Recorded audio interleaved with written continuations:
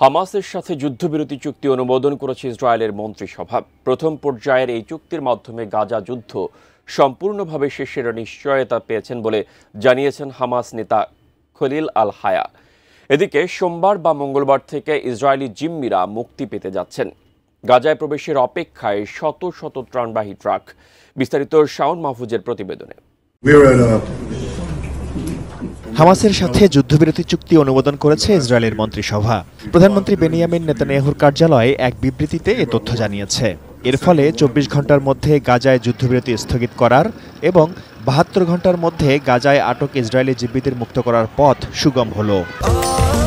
স্বাস্থ্যকর all time family cake, সব সময় all time healthy life. Netanyahu একে গুরুত্বপূর্ণ অগ্রগতি বলে অভিহিত করেছেন। পাশাপাশি প্রেসিডেন্ট ট্রাম্প, মার্কিন রাষ্ট্রদূত স্টিভ উইটকফ এবং ট্রাম্পের জামাতা জ্যারেড কুশনারকে ধন্যবাদ জানান তিনি। আগামী সোমবার বা মঙ্গলবার ইসরায়েলি জিম্মিদের মুক্তি দেওয়া হতে পারে বলে জানিয়েছেন প্রেসিডেন্ট ট্রাম্প। বিনিময়ে চুক্তির প্রথম পর্যায়ে ইসরায়েলের কারাগারে বন্দী শত শত ফিলিস্তিনিকে মুক্তি দেওয়া হবে। গাজার কিছু অংশ থেকে সরে যেতে শুরু করবে ইসরায়েলি সেনারা। প্রথম পর্যায়ের এই চুক্তির মাধ্যমে যুক্তরাষ্ট্র এবং মধ্যস্থতাকারীদের কাছ থেকে গাজা যুদ্ধ সম্পূর্ণভাবে শেষের নিশ্চয়তা পেয়েছেন বলে জানিয়েছেন হামাস নেতা খলিল আল হায়া। তিনি জানান, নারী ও শিশুসহ প্রায় ২,০০০ ফিলিস্তিনি বন্দীকে মুক্তি দেবে ইসরায়েল। পাশাপাশি মিশরের সাথে সীমান্ত খুলে দিয়ে গাজায় ত্রাণবাহী শত শত ট্রাক প্রবেশে সহায়তা করবে নেতানিয়াহুর সেনাবাহিনী।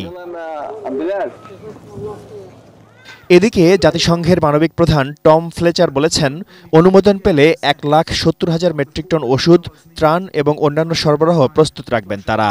এজন্য ইসরায়েলি কর্মকর্তাদের সাথে যোগাযোগ অব্যাহত রয়েছে।